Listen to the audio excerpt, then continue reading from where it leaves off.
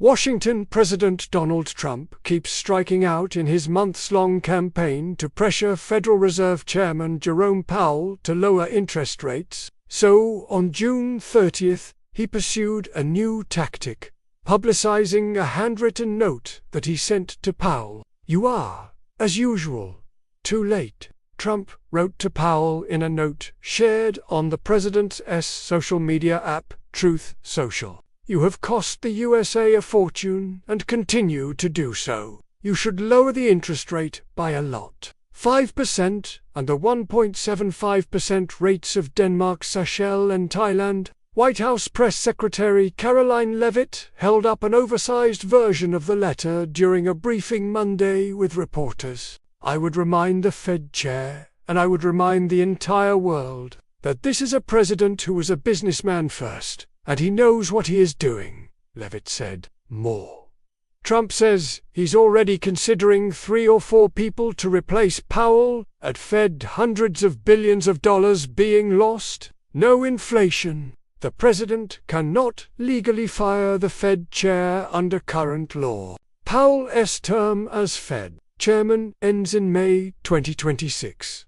And Trump last week said he has already started the search to replace Powell and has about 3 or 4 people he is considering. Bloomberg News reported Treasury Secretary Scott Bessant's name has circulated as one option. "But unfortunately, we have interest rates that are still too high," she said. But his administration says it is not seeking that authority for the Fed specifically. A majority of Supreme Court justices signaled in a May 22 ruling they believe Trump would be allowed to fire Powell, arguing the Federal Reserve is a uniquely structured, quasi-private entity that is different than other independent agencies.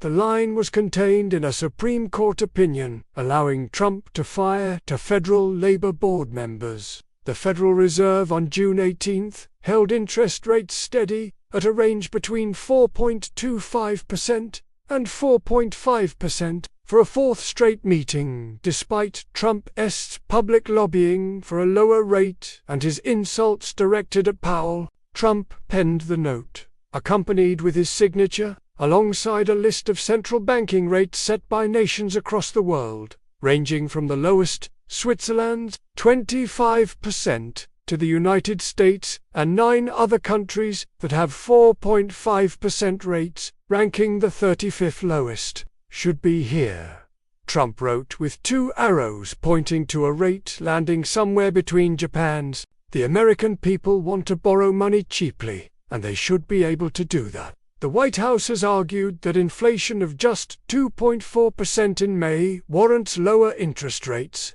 but Powell has cited projected rising inflation from Trump's massive tariffs on imports, which went into effect only recently, as a reason to keep rates unchanged. Powell told members of the House Financial Services Committee last week that the Fed plans to assess the effects of Trump's tariffs on inflation before lowering rates. He said tariffs this year are likely to push up prices and weigh on economic activity, noting it's not clear if the effects will reflect a one-time shift in the price level or something more persistent. Powell agreed that inflation has eased in recent months, but cited economic forecasters' projections for a meaningful increase in inflation from Trump's tariffs. Despite his criticism, Trump in April said he has no intention of firing Powell, who Trump nominated in his first term to serve a 10-year term on the Fed's Board of Governors that ends in 2028. Trump is seeking a Supreme Court ruling that would give him the power to fire members of other independent boards. Asked by a reporter why Trump hasn't fired Powell, Leavitt said, "It's a good question and one you can ask the president.